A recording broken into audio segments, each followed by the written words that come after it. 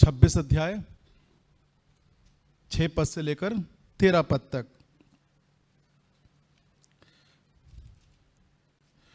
और ये तब की घटना है जब यीशु मसीह यरूशलेम में राजा के रूप में स्वागत हो चुका। उसके बाद वो जो लास्ट वीक है, सो हम परमेश्वर को धन्यवाद देते हैं। परमेश्वर एक नए कैरेक्टर के द्वारा हमें सिखाना चाहता, बताना चाहता है।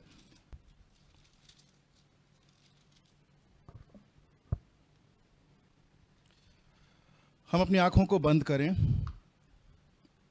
और एक छोटा सा गीत गाएं।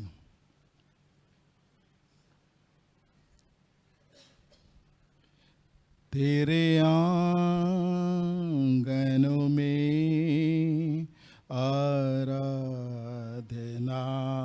करें, उसके आंगनों में आराधना करें। आराधना आराधना आराधना आराधना आराधना आराधना आराधना आराधना। हाथों को उठाकर हम आराधना करें, यीशु के चरणों में आराधना करें। आराधना आराधना आराधना आराधना आराधना आराधना आराधना आराधना। आत्मा में महिमा में आराधना करें। आत्मा में महिमा में आराधना करें। आराधना आराधना आराधना आराधना आराधना आराधना आराधना आराधना। सो मेरे प्रियो, जैसा हमारे बीच में पाठ पढ़ा गया मत्ती रचित सुसमाचार 26 अध्याय 6 से लेकर 13 पद तक, और हमने सुन लिया कि कैसे शमौन कोढ़ी के घर में प्रभु यीशु मसीह इनवाइट थे। और भोजन के मध्य में हम देखते हैं एक स्त्री ने आकर उसके पैरों को में इत्र, बहुमूल इत्र डालकर उसको आंसुओं से भी क्या किया, पोंछना आरंभ कर दिया। और इसका चित्रण हम देखते हैं यूहन्ना रचित सुसमाचार जॉन चैप्टर 14। हम देखें वो स्त्री है कौन। यहाँ वो पूरी बात नहीं लिखी है, लेकिन इसके विषय में हम जाएं तो चैप्टर या लूका, पहले लिख लें लूका चैप्टर 7 वर्स 36 ऑनवर्ड। हाँ, इसको पढ़ दे कोई। ठीक है, हाँ पढ़िए।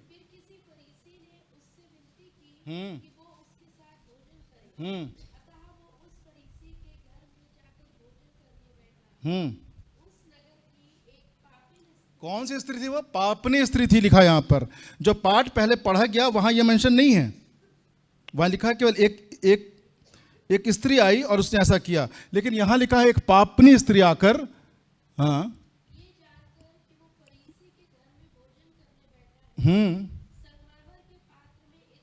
इत्र ले, हाँ,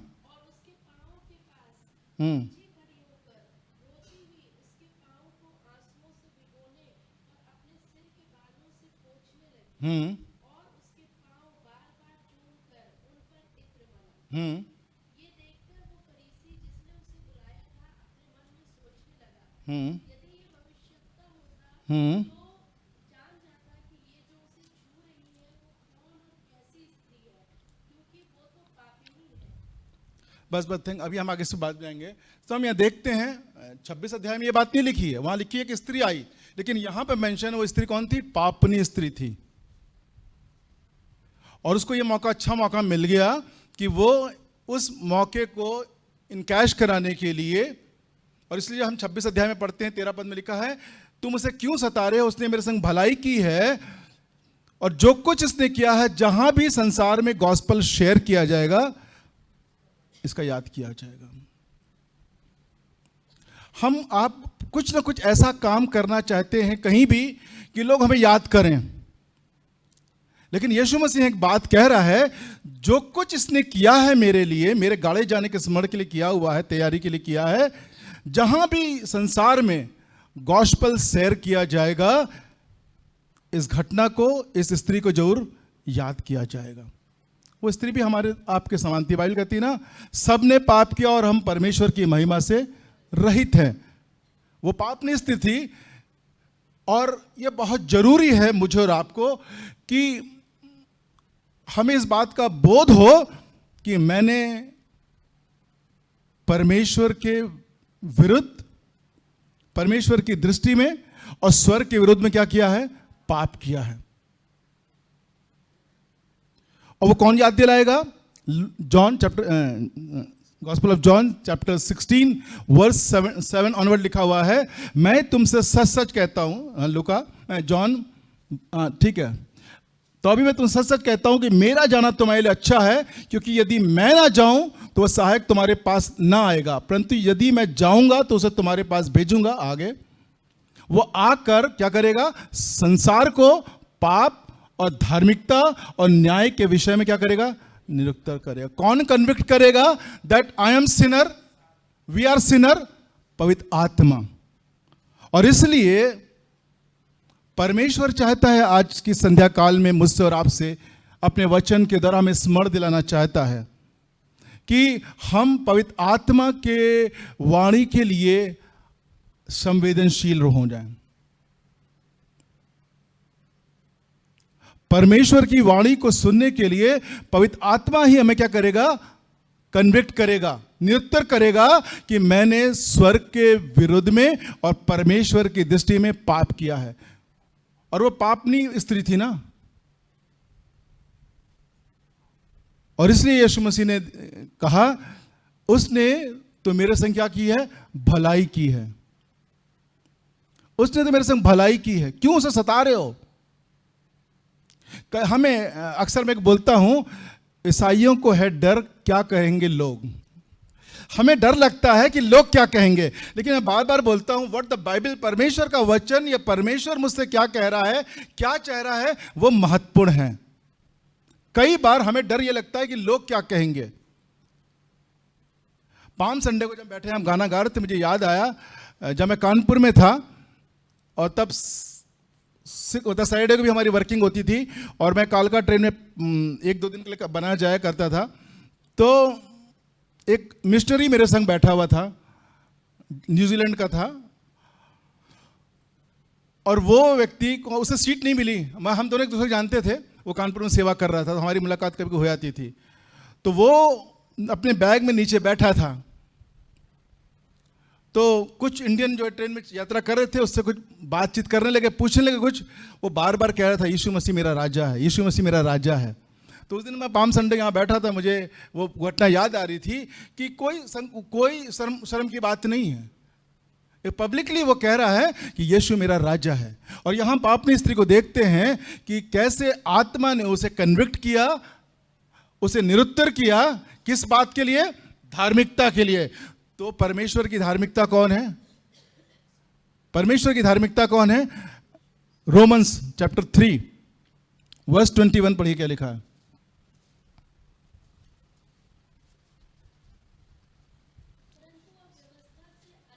हाँ, प्रकट हुई। कौन प्रकट हुआ? परमेश्वर की धार्मिकता, अर्थात प्रभु यीशु मसीह, जिसकी गवाही हाँ, देते थे। और वो आत्मा किसकी गवाही देगा?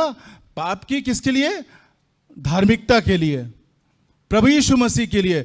इसलिए मेरे प्रिय भाइयों और बहनों, परमेश्वर चाहता है, और इसलिए यीशु मसीह ने कहा, मैं तुमसे सच सच कहता हूं, मेरा जाना तुम्हारे लिए अच्छा है। यदि मैं ना जाऊं तो वो तुम्हारे पास नहीं आएगा। और वो आके क्या करेगा? पाप से, धार्मिकता के लिए हमें निरुत्तर करेगा। कन्विक्शन जो है वो बहुत आवश्यक है। वो कब होगा? जब हम परमेश्वर की वाणी को सुनेंगे। जेनेसिस 39 के 9 में यूसुफ कहता है, मैं ऐसी बड़ी दुष्टता करके परमेश्वर के विरुद्ध पाप नहीं कर सकता। वो पोतीफर के खिलाफ पाप नहीं कर रहा था, वो पोतीफर की पत्नी के खिलाफ पाप नहीं कर रहा था। वो क्या कहता है? मैं बड़ी ऐसी दुष्टता करके परमेश्वर का अपराधी क्यों बनूं? हम सब ने पाप किया और परमेश्वर की महिमा से रहित हैं।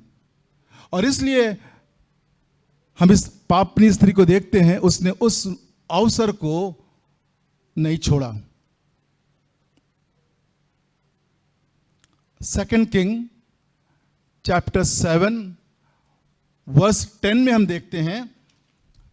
अगर शुरुआत में देखते तो वहां कोढ़ी लोग थे, 4 कोढ़ी लोग थे, और कैसे वहां अरामी राजा सेना की चढ़ाई हो रही थी।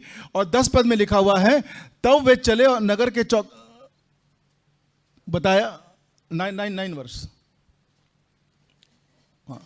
तब वे आपस में कहने लगे, जो हम कर रहे हैं वो अच्छा काम नहीं। ये आनंद के समाचार का दिन है, परंतु हम किसी को नहीं बताते। जो हम पाँव फटने तक ठहरे रहे तो हमको दंड मिलेगा। इसलिए अब आओ, हम राजा के घराने के पास जाकर। ये कोढ़ी लोग थे, फिजिकली कोढ़ी लोग थे।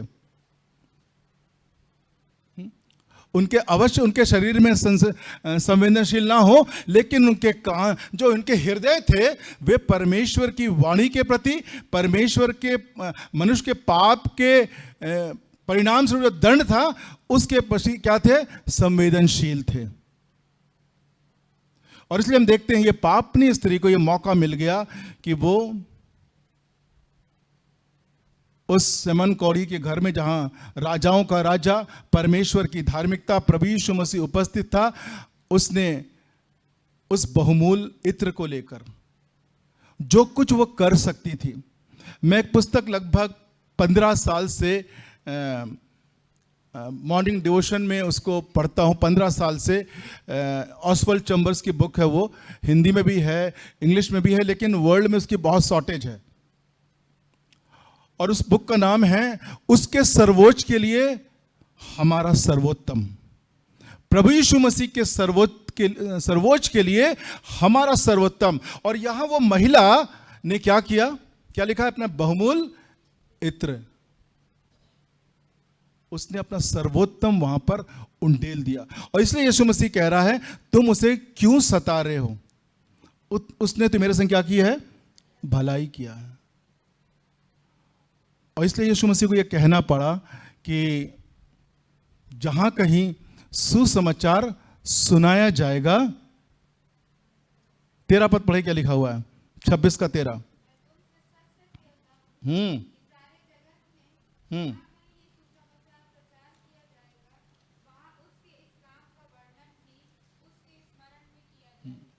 सोच लीजिए, प्रभु अनुग्रह करे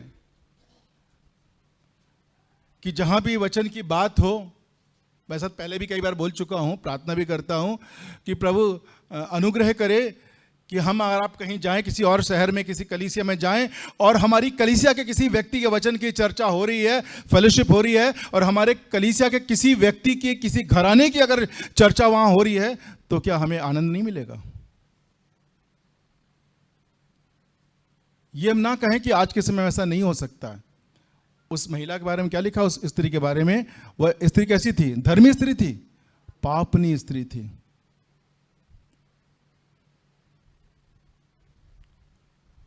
लुका 15:10 में यही लिखा है ना, मनुष्य का पुत्र खोयों को ढूंढने और उनका उद्धार करने आया है। मेरे प्रियो, जैसा हमने वचन में पढ़ा यूहन्ना 16:7-8 में कि वो आत्मा, पवित्र आत्मा आकर तुम्हें क्या करेगा? पाप के प्रति क्या करेगा? निरुत्तर करेगा, कन्विक्ट करेगा कि तुमने परमेश्वर की दृष्टि में और स्वर्ग के विरुद्ध में क्या किया है? पाप किया है। इसलिए बहुत से लोग कहते हैं भैया हम बहुत पापी इसलिए हम बाइबल नहीं पढ़ते। लेकिन मेरे प्रियो, ये वो मिरर है जो हमारे हृदय को क्या करता है? शुद्ध करता है, साफ करता है। और इसलिए परमेश्वर चाहता है, किसी ने कहा या तो ये वचन हमें पाप से दूर करेगा और या पाप हमें इस वचन से क्या करेगा? दूर करेगा। और परमेश्वर चाहता है कि दिन ब दिन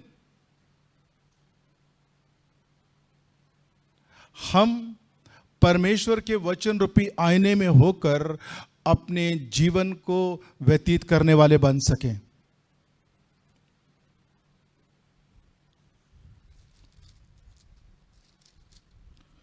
और इसीलिए वहां लिखा हुआ है 8 पद में, 26 के 8 में, यह देख उसके चेले रिसियाए और कहने लगे, इसका क्यों सत्यानाश किया गया? इसे तो अच्छे दाम पर बेचकर कंगालों को बांटा जा सकता था। यीशु मसीह ने जवाब दिया, ये जानकर यीशु ने उनसे कहा, स्त्री को क्यों सताते हो? उसने मेरे साथ भलाई की है। 12 पद में लिखा है, उसने मेरी देह पर जो ये इत्र उंडेला है वो मेरे गाड़े जाने के लिए किया है। और हम एक न्यू कॉवेनेंट में समय समय पे क्या होते हैं? भागीदार होते हैं। यीशु मसीह की इच्छा थी ना कि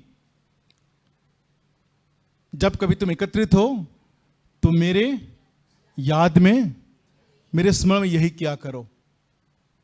हम धन्यवाद दें कि प्रभु की दया, प्रभु के अनुग्रह से यह हमें प्रिविलेज प्राप्त है।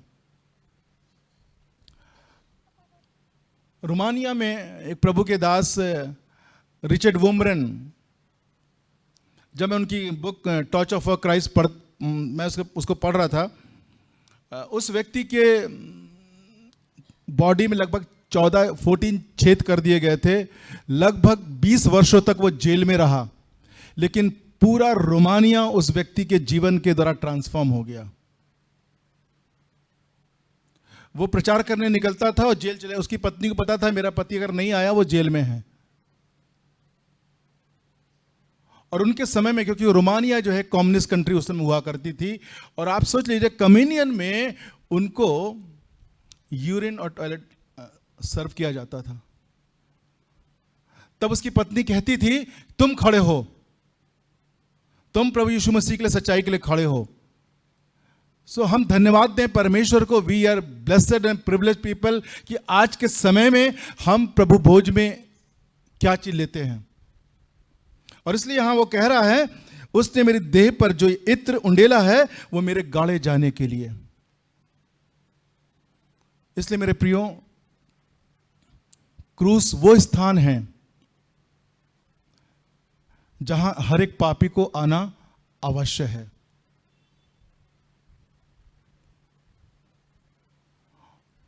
और प्रभु चाहता है कि सच में हम पवित्र आत्मा के चलाए चलकर अपने पाप के प्रति संवेदनशील हो सकें, ताकि पवित्र आत्मा हमारे अंदर वो काम कर सके जो पिता की या प्रभु यीशु मसीह की इच्छा है। और इसलिए चारों गॉस्पेल में परमेश्वर का वचन, मरकुस रचित सुसमाचार 14 अध्याय खोलें, देखें मार्क 14:3-9 देखिए क्या लिखा हुआ है। हाँ, कोई पढ़ दे।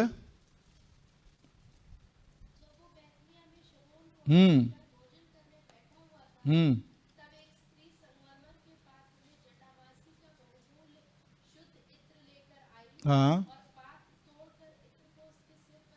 हाँ, आगे। हाँ,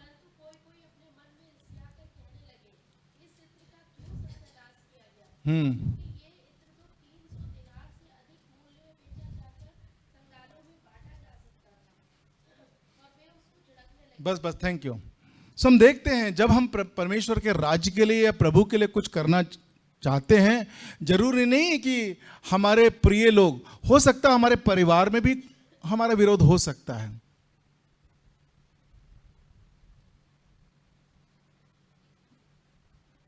बार बार उस पर रिसिया रहे हैं, बार बार उस पर कुड़कुड़ा रहे हैं, बहुत सारी बात कर रहे हैं, लेकिन हम परमेश्वर को धन्यवाद दें, ऐसी विपरीत परिस्थितियों में भी राजाओं का राजा प्रभु यीशु मसीह इस बात को उनको बता रहा है कि उसने मेरे गाड़े जाने के लिए मेरी देह पर यह इत्र मला है, और जहां भी यह सुसमाचार सुनाया जाएगा उसको अवश्य स्मरण किया जाएगा। और यह महिला कहां की रहने वाली थी? बैतनिया ही की रहने वाली थी।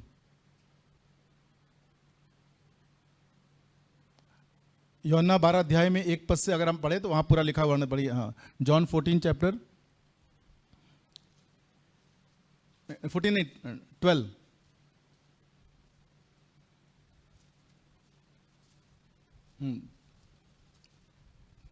12 पढ़ दीजिए। हाँ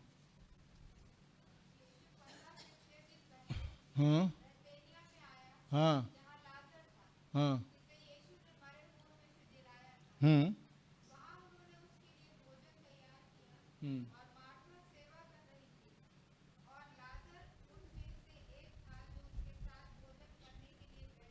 हम्म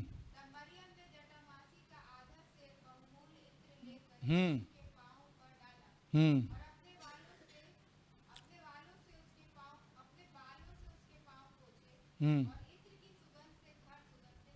हम्म परंतु उसके चेलों में से यहूदा इस्करियोती नामक एक चेला जो उसे पकड़वाने पर था कहने लगा, ये इत्र 300 दिनार में बेचकर कंगालों को क्यों ना दिया गया। Thank you. बार बार वहां भी 300 दिनार बता रहा है, यहां भी 300 दिनार बना रहा है। यहां में इस बात को पता लग रहा है कि जब भी यीशु से किसी की मुलाकात होती थी तो वो जीवन क्या होता था? अवश्य ट्रांसफॉर्म हो जाता था।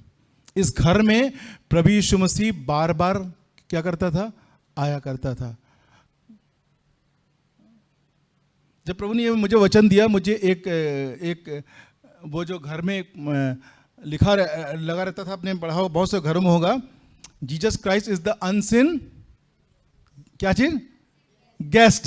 हम गेस्ट ही समझते हैं, इसलिए गेस्ट लगा के रखते हैं। मेरे घर में वो होस्ट लगा हुआ है, होस्ट भी है वो, हम उसको गेस्ट समझ के रखते हैं। इसलिए कई बार बहुत चीज़ मार्केट में मिल जाती है, हम उसको लगा लेते हैं, उसका मतलब ही नहीं समझते क्या लिखा हुआ है, क्योंकि हम उसे गेस्ट समझते हैं, वो आता चला जाता है। लेकिन होस्ट भी ढूंढिएगा, आपको मार्केट में होस्ट भी मिलेगा। यीशु मसीह होस्ट नहीं, होस्ट है। हाँ, वो घर का क्या है? सब कुछ है ना, हमारे जीवन का सब कुछ है, हमारे परिवार का सब कुछ है, वो कलीसिया का सब कुछ है वो। तो यहां देखते हैं कि उस घर में, यहां भी लिखा 300 दिनार, और यहां कौन? यहूदा इस्करियोती कह रहा है ये तो 300 दिनार में भेज दिया था। यूएस के एक गांव में एक मीटिंग चल रही थी, और माँ बाप उस मीटिंग में जाने वाले शाम को, तब तक उनका छोटा बच्चा वो खेल रहा था। खेलते खेलते खेलते उसको बुलाया गया, और जल्दी जल्दी उसने मुंह में ऐसे पानी मारा। वो कंचे खेल रहा था, वो गोलियां होती है कंचे, मार्बल, वो खेल रहा था। उसको कहा चलो, उसने अपने जेब में कंचे रख लिए और जाकर वो आगे बैठ गया मीटिंग में। मीटिंग चलती रही चलती रही चलती रही। जब ऑफरिंग शुरू हुआ, जैसे ऑफरिंग का बैग आया, उसके पास और कुछ नहीं था। बहुत बहुमूल्य उसकी मार्बल, उसकी जो वो थी कंचे थे, वो उसकी पॉकेट में थी, और उसने उस पॉकेट से कंचे निकाले और उस ऑफरिंग बॉक्स में डाल दिया। कुछ समय के बाद उसी स्थान पर जब ऑफरिंग की काउंटिंग होने लगी, कुछ समय के बाद उसी स्थान पर 5 मार्बल चर्च बन गया। वो बच्चा जो कुछ कर सकता था उसने परमेश्वर के राज के लिए किया। क्योंकि हमें खुद याद है, जब हम छोटे थे, कंचे हमारे लिए बहुत महत्वपूर्ण हुआ करते थे। अगर कभी मम्मी ने मार लगाई और सिस्टर ने मार लगाई, तो कभी कंचे मार खा लें वो मंजूर है, लेकिन कंचे ना छीने जाएं। हमारे खेलने की चीज ना छीनी जाए। तो उस छोटे बच्चे ने जो कुछ उसके पास था उसने उस ऑफरिंग बॉक्स में डाल दिया। 5 कंचे थे और कुछ समय के बाद वो उस जगह पर एक 5 मार्बल चर्च बन गया, बिल्डिंग बन गई, चर्च बन गया। और यहां हम देखते हैं उस स्त्री को कि उसने जो कुछ वो कर सकती थी सर्वोत्तम किया। जैसे मैंने पहले कहा ना, उसके सर्वोच्च के लिए हमारा सर्वोत्तम। विलियम कैरी ने कहा ना, expect great thing from God and attempt great thing for God. हम दुनिया के लिए तो बड़ी चीज करना चाहते हैं, लेकिन परमेश्वर के लिए छोटा काम। अक्सर लोग बोलते हैं भाई हम तो छोटी सी सेवा करते हैं। मेरे प्रियो, परमेश्वर मुझे उतने ही काम देगा जितना मैं कर सकता हूं। परमेश्वर आपको उतना ही काम देगा जितना आप कर सकते हैं, और जब आपको काम देगा तो वो आपको संसाधन भी देगा।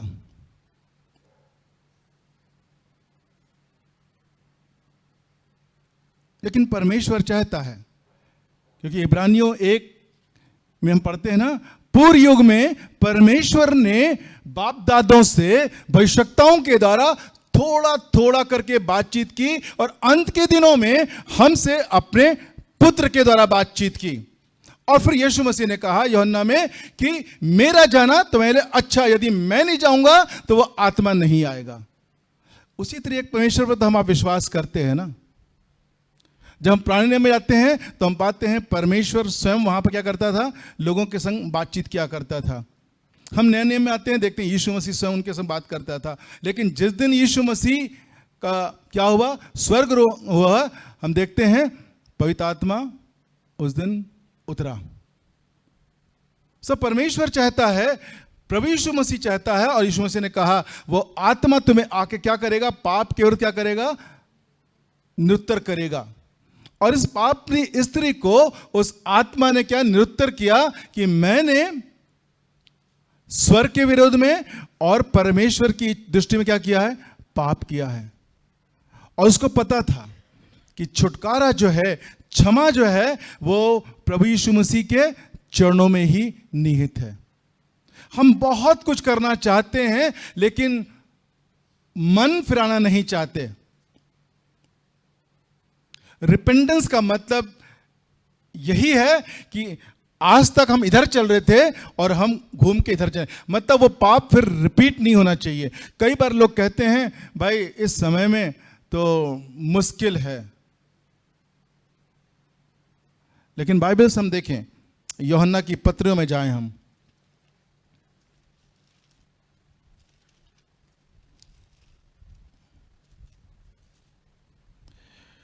First John chapter 5 verse 18।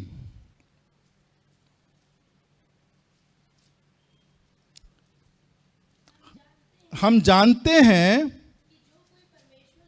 जो कोई परमेश्वर से उत्पन्न हुआ है, बस रुकिए, वो पाप नहीं करता। और अक्सर हम कहते हैं सब पापी, हम कब तक पापी बने रहेंगे। इसके मतलब हम उस क्रूस का, उसकी मृत्यु जय की सामर्थ्य क्या कर रहे हैं, इनकार कर रहे हैं। लेकिन हम जानते हैं कि जो कोई परमेश्वर से उत्पन्न हुआ है पाप नहीं करता, पर जो परमेश्वर से उत्पन्न हुआ है और छूने नहीं पाता। Yusuf was under God's plan. Yusuf परमेश्वर के प्लान के अंतर्गत था। उसे पता था कि मैं परमेश्वर के प्लान के अंतर्गत मिस्र में बेचा गया हूं भाइयों के द्वारा, ताकि वो इजरायली, वो यहूदी, वो अब्राहम के वंशज के लोग क्या हो, बचाए जा सकें। और लिखा है ना यहां पर, परमेश्वर से उत्पन्न हुआ, उसे वह बचाए रखता है। परमेश्वर ने इसको वहां बचाया। सो परमेश्वर चाहता है कि बाइबल के संग हम समय व्यतीत करें, ताकि ये बाइबल हमें हमारे पाप के प्रति क्या करे, निरुत्तर कर सके, कन्विक्ट कर सके।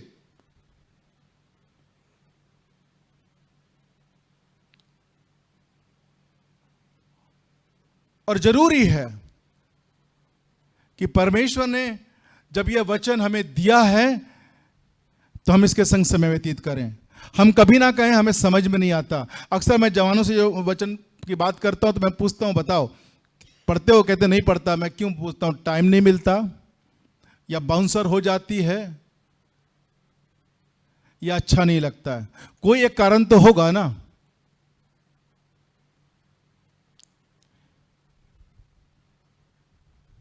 लेकिन हम बार बार अक्सर बोलते हैं, सिस्टर ममता के घर भी उस दिन मैं इस बात को शेयर कर रहा था, the more we know the scripture, the more we know the scripture, we know the very heart of God.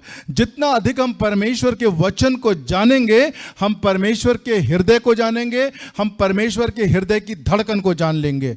What is going in God's heart, परमेश्वर के हृदय में क्या चल रहा है, क्या हो रहा है।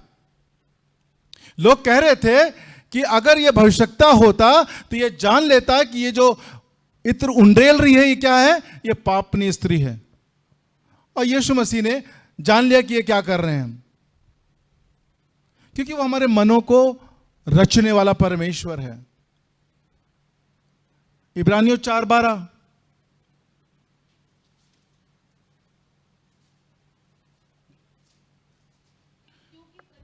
क्योंकि परमेश्वर का वचन जीवित और प्रबल और हर एक दोधारी तलवार से भी चोखा है, और प्राण और आत्मा को गांठ गांठ और गुदे गुदे को अलग करके आर पार छेदता है, और मन की भावनाओं और विचारों को जांचता है।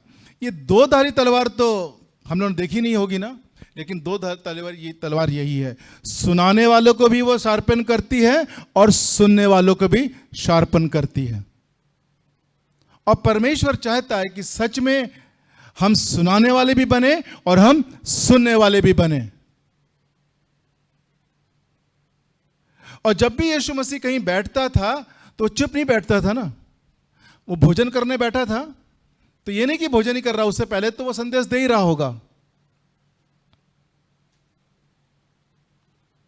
और इसलिए यीशु मसीह ने कहा, उसने जो भलाई मेरे संग की है, जहां भी सुसमाचार सुनाया जाएगा वहां इसके काम की चर्चा अवश्य की जाएगी। मेरे प्रियो, परमेश्वर चाहता है, जैसे हम कहते हैं ना कि हम अपने वर्क प्लेस में, कहीं भी, अपने समाज में कहीं भी सोचते हैं कुछ ऐसा कर लें कि लोग हमें याद करते रहें। क्या ही धन्य है कि प्रभु का अनुग्रह हम पे बना रहे और हम प्रभु की आत्मा के चलाए चलकर परमेश्वर के राज के लिए ऐसा काम करें कि जहां भी चर्चा हो वचन की, आपका नाम, आपके परिवार का नाम, हमारा नाम, हमारे परिवार का नाम, शालोम की कलीसिया का नाम वहां याद किया जाए तो हमें कैसा लगेगा।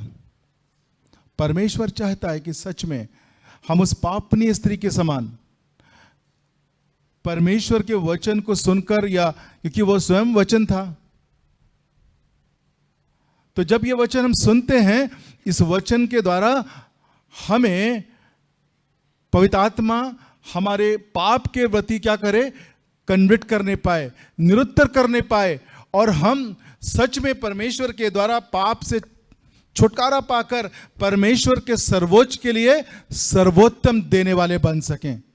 ना केवल धन, परंतु अक्सर मैं बोलता हूं 3T। द फर्स्ट T जो है हमारा टाइम। जो भी टाइम हमें जीवन मिलता है, जब हम उसको परमेश्वर के राज में इन्वेस्ट करते हैं, खर्च नहीं करते हैं। एक दिन मैंने चर्च से क्वेश्चन पूछा था, what is the difference between expense and investment. खर्च में और बचत, इन्वेस्टिंग बचत ना, में क्या अंतर है। खर्चा होने का मतलब है दोबारा नहीं मिलेगा, लेकिन इन्वेस्ट करेंगे तो हमें कुछ बढ़ कर मिलेगा।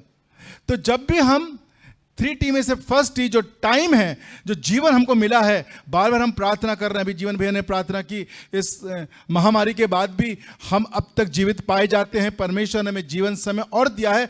जब हम उसको परमेश्वर के राज में इन्वेस्ट करते हैं तो हम एक दिन अवश्य अच्छी फसल की कटनी काटेंगे। दूसरा टी है जो परमेश्वर के द्वारा हमें मिलता है, व्हाट एवर टैलेंट। परमेश्वर हमें जो भी टैलेंट देता है उसे जब हम परमेश्वर के राज में क्या करते हैं, इन्वेस्ट करते हैं, परमेश्वर के राज की बढ़ोतरी में इन्वेस्ट करते हैं, तो अवश्य एक दिन हम महिमा का मुकुट पाएंगे।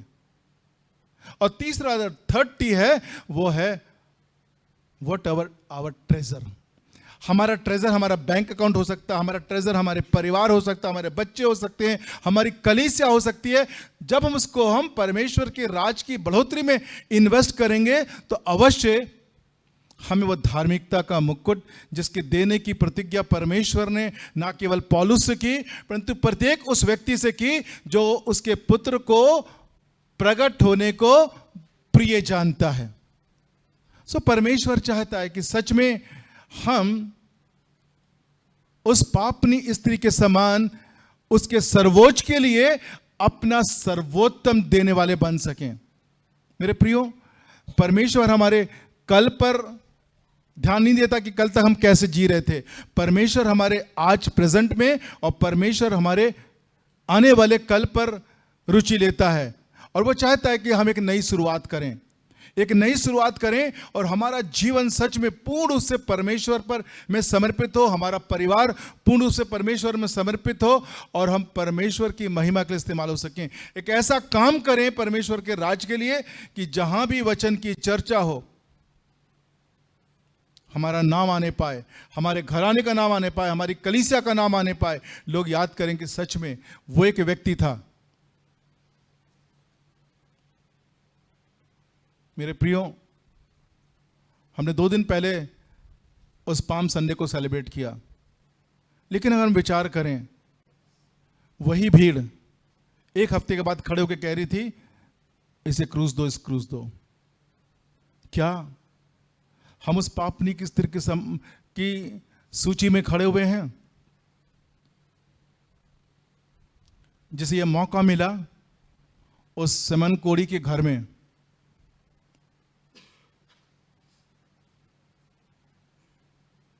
लूका रचित सुसमाचार 7 अध्याय को देखें, उसमें 1-2 पद को पढ़ें। 7 चैप्टर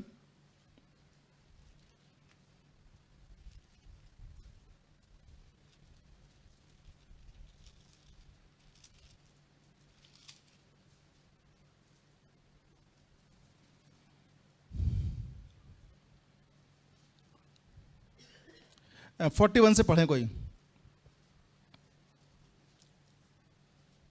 लूका, किसी महाजन के 2 देनदार थे, हाँ, एक 500 और दूसरा 50 दिनार हम्म, देनदार था। हम्म, जब उनके पास पटाने को कुछ न रहा हम्म, तो उसने दोनों को क्षमा कर दिया। हम्म, इसलिए उनमें से कौन उससे अधिक प्रेम रखेगा? हम्म, शमौन ने उत्तर दिया, मेरी समझ में वो जिसका उसने अधिक छोड़ दिया। हम्म, उसने उससे कहा, तूने ठीक विचार किया है। हम्म, और उस स्त्री की ओर फिरकर उसने शमौन से कहा, हम्म, क्या तू इस स्त्री को देखता है? हम्म, मैं तेरे घर में आया, हम्म, परंतु तूने मेरे पाँव धोने के लिए पानी ना दिया, हम्म, पर इसने मेरे पाँव आंसुओं से भिगोए और अपने बालों से पोंछा। हम्म, तूने मुझे चूमा ना दिया, हम्म, पर जब से मैं आया हूँ तब से इसने मेरे पाँव को चूमना ना छोड़ा। हम्म, तूने मेरे सिर पर तेल नहीं मला, पर इसने मेरे पाँव पर इत्र मला है। हम्म। इसलिए मैं तुझसे कहता हूँ कि इसके पाप जो बहुत थे क्षमा हुए, क्योंकि इसने बहुत प्रेम किया। पर जिसका थोड़ा क्षमा हुआ है वो बस, धन्यवाद। तो यहां प्रभु यीशु मसीह इस बात को भी बताना चाह रहा है कि मैं तेरे घर आया भोजन करने, लेकिन तूने ये नहीं किया, तूने ये नहीं किया। लेकिन इस पापनी स्त्री ने और इस बात को दर्शाया, जिसके बहुत ज्यादा पाप क्षमा हुए वो अधिक क्या करेगा, प्रेम करेगा। हमारा व्यवहार बताता है कि हम परमेश्वर से, प्रभु यीशु मसीह से जो मेरे पापों के लिए मारा गया, आपके पापों के लिए मारा गया, हम उससे कितना प्रेम करते हैं। अवश्य नहीं कि हम मुंह से कुछ बोलें, हमारी एक्टिविटी, हमारा एक्शन बता देता है कि हम उससे कितना प्रेम करते हैं। और यहां उस पापनी स्त्री के उस कार्य के विषय में प्रभु यीशु मसीह गवाही दे रहा है शमौन से कि जिसके ज्यादा पाप क्षमा किए गए वो मुझसे ज्यादा प्रेम करेगा। मेरे प्रियो, हम अपनी आंखों को बंद करें, प्रार्थना करें और यदि अब तक हमने अपने पापों को नहीं जाना है कि हमने परमेश्वर के दृष्टि में स्वर्ग के विरुद्ध में पाप किया है,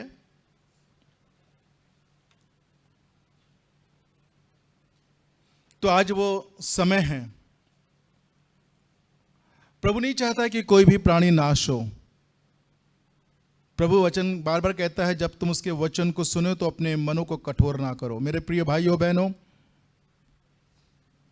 प्रभु ने हमें आपको एक संध्या काल और दिया, यह अवसर दिया कि हम उसके वचन को सुने।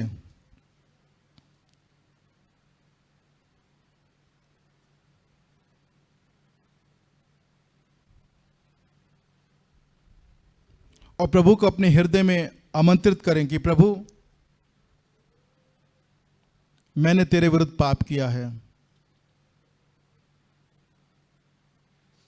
मैं चाहती हूं कि प्रभु आप मेरे अंदर आए, मुझे क्षमा करें, मेरे राजा बने, मेरे प्रभु बने, मेरे सब कुछ बने। मेरे प्रिय भाइयों बहनों, हमें नहीं पता कि प्रभु का आगमन कब होगा। हो सकता है यह अंतिम रात हो हमारी, हो सकता है यह अंतिम संदेश हमारे लिए हो। हम उन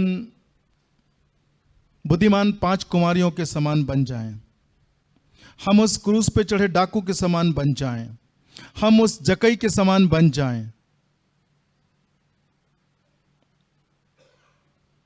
हमसे प्रेम करने वाले हमारे सामर्थी स्वर्गीय पिता परमेश्वर, हमें संध्याकाल एक बार फिर आपको हृदय की गहराई से कोटि कोटि धन्यवाद देते हैं कि आपने हमें अपने चरणों में बैठने का आदर आनंद दिया, अपना जीवनदायक वचन दिया कि प्रभु हम तेरे वचन को सुने और उस वचन के आईने में अपने जीवन का मूल्यांकन करने पाएं। ये सच है प्रभु कि हमने स्वर्ग के विरोध में और आपकी दृष्टि में पाप किया था। हमें तो अनंत दंड मिलना था, लेकिन हम धन्यवाद देते हैं आपके पुत्र प्रभु यीशु मसीह की मृत्यु जय की सामर्थ्य के लिए, उसके उस बहुमूल्य लहू के लिए जिसमें होकर आपने हमें पापों की क्षमा प्रदान की। हमारी आपसे प्रार्थना है प्रभु, यहाँ बैठे अपने प्रिय जनों के लिए, यदि कोई ऐसा जन है प्रभु जिसने अब तक अपने मनों को कठोर करके रखा है, अब तक प्रभु अपने पाप का अंगीकार नहीं किया है, प्रभु आपका आत्मा उसे निरुत्तर करने पाए, आपका आत्मा उसे कन्विक्ट करने पाए और प्रभु वो जीवन आज बचाया जाए, स्वर्ग में स्वर्गदूत आनंद का उत्सव मनाने पाए। हाँ प्रभु, दया करें, उस भाई और बहन के हृदय में कार्य करें प्रभु, ताकि मसीह की देह उन्नति कर सके। हम धन्यवाद देते हैं प्रभु फिर से कि आपके वचन ने हम सबसे बातचीत की। प्रभु वर दे कि जब अपने घरों को जाएं, अपने बिछौनों में जाएं प्रभु, तेरा वचन हमें स्मरण कराए, तेरा वचन हमें प्रोत्साहित करे और प्रभु जब तक आप हमें जीवन दें, हम उस पापनी स्त्री के समान अपना सर्वोत्तम आपके सर्वोच्च के लिए अर्पण करने वाले बन सकें। हाँ प्रभु, हम अपना सर्वोत्तम आपके सर्वोच्च के लिए करने वाले बन सकें। बाकी समय प्रभु आप हमारी अगुवाई करें। संपूर्ण आराधना को प्रभु तेरे हाथों में सौंपते हैं और चाहते हैं प्रभु कि आपका आत्मा हमारी अगुवाई करने पाए। हमारी प्रार्थना को ग्रहण करें प्रभु यीशु मसीह के नाम में, आमीन।